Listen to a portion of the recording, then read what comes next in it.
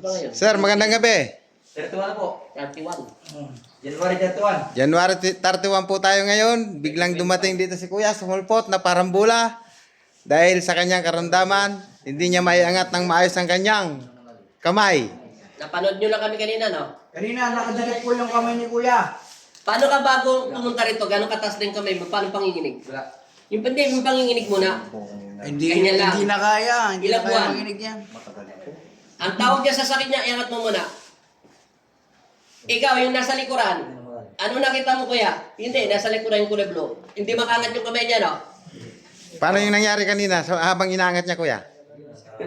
Ah, Ang tawag niya sa sakit niya, palipad hangin, inggit.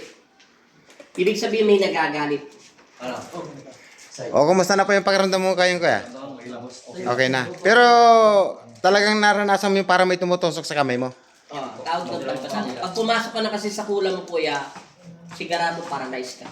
Hindi mo magagalaw pati buong leeg mo. Hindi ka makakagawa ng motor. At ayaw mo na sa araw, napapasok ka.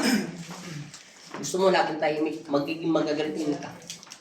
At kinukulang pa siya. Kaya punta mo si Papa Jesus sa kanyang tahanan, sir, ha? Yung kwarto kailangan binubuksan yung papa. Sige, sir. Pumasok yung swerte. Maraming salamat sa inyong pagtitiwala, sir. Sa alipin, Amay Jesus Nazareno. Bye-bye. So, nakaka- Thank you, Lord.